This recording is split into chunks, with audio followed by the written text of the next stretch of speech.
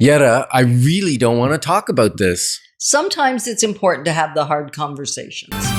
Moving forward with the Decker team. Moving forward together with the Decker team. We are actually quite honored that for over 30 years, we've been able to come alongside you, not only selling, buying, and investing in real estate over 3,117 times, coming alongside you to build your fun, build your faith, build your finances, and even strengthen, heal, and flourish inside your relationships. This segment, we're going to discover how do you protect your real estate and your loved ones in advance of really it being required.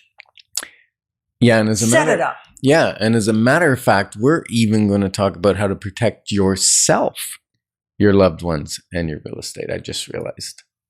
That's true, actually. Yeah. Yeah. And we had this conversation very recently. Like, we're going to make this one for real, because turbulence happens in life. Difficult things come up. Things can go off the rails that you didn't see coming. And yet, if you're prepared, those things will still potentially happen. And yet, they'll be easier and more...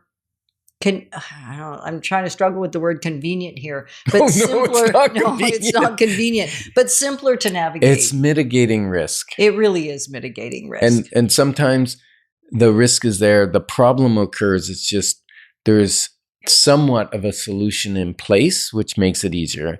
And what we were talking about was we were chatting with your aunt, and she, had named you as power of attorney, power of care, and we asked her about her will.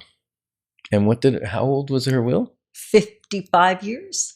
And what blew me away was she went to a lawyer to get the power of attorney and the power of care done, and the lawyer didn't ask her about her will or review her will or say, hey, this will is 40-some or 50-some years old.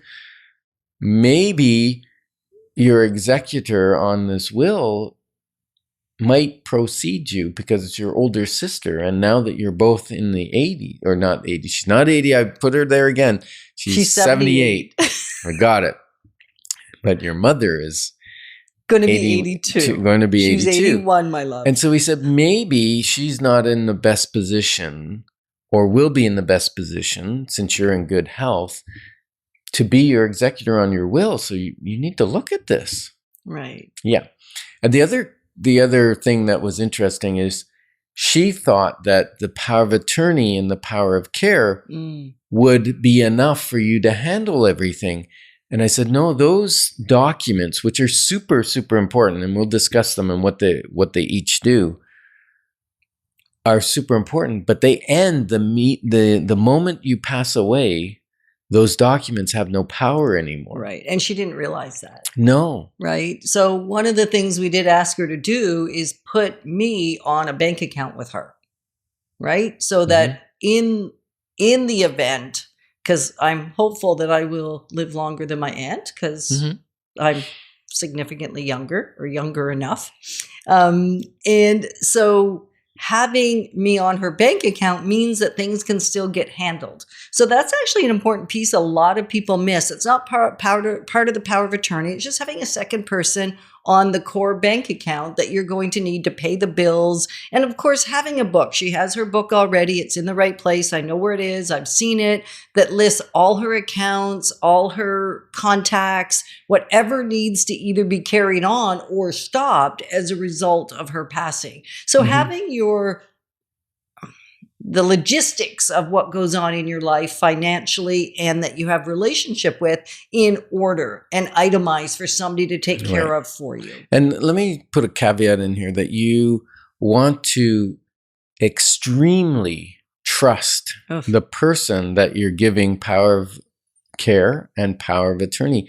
Now, power of attorney is usually power for property. So they can sell a house. If you become incapacitated, they can sell your house to support you. They can access your bank accounts to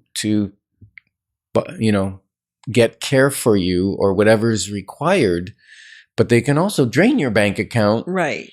And that's the other thing is you don't want to put someone on as a second person on your bank account unless you truly trust them that they're not going to dip into it when you're not looking, so to speak. Exactly. But I want to create clarity for something you just said that Yes. I said the opposite of, maybe is what you picked up. Let's check that. And that is, because the power of attorney ends upon death, that's why you still need someone on your bank account, because that doesn't end on Absolutely. death. It actually Versus- transfers into your name immediately. Right. Versus the power of attorney is for while you're still alive, but maybe not willing or able to make the decisions on your behalf in relation to your money. So they function in two different areas, Yes. or two different times in your life. And then the power of care basically allows you to make medical decisions on behalf of the person who doesn't have the capacity to make their own medical condition and medical decisions. Right. So we had the hard conversation. We sat in her living room and we said, so what is it you want? When can we? When can't we? How do you want things to be handled? Because we want to do what it is you want us to do, even if it's a hard thing to do. Yeah. And it's very well written in her power of care. Yeah, it is. It has her wishes for medical, no heroic things if she's We don't need whatever. to explain the details of hers. Okay, not hers, but typically it's a template. It is. It's very, very templated. And when you go to the lawyer, you don't have to know all this stuff. They'll ask a few key questions. They put in the clauses that Are are applicable to your wills, your desires. And then your will has to then say what happens after you pass away. So they're two different documents and very, very important. And Yes. she was totally confused by the fact that that the power of attorney didn't proceed or override the will. The will. Yeah. And so your will takes over after death. It gives your final wishes, who gets what you want to be cremated, do you want to be buried, where do you want to be buried? All those things should be in there so your trustee, and even have those conversations with your trustee so that they can carry out your final wishes. Yeah. It's so important because it relieves the people that are left behind. It's still a burden for them all. And it's still in a very difficult time. But if you're not prepared, it's even more difficult for those that are left behind. Well, because they're now trying to make decisions that they're not equipped to make, and they don't really know what it is you desire them to do. Right? Yep. Even we talked for maybe an hour, but we got everything settled, even as to where she wanted her ashes spread. And her husband had preceded her, and she hasn't had the headspace to do anything with his ashes. So she wanted us to handle both of them.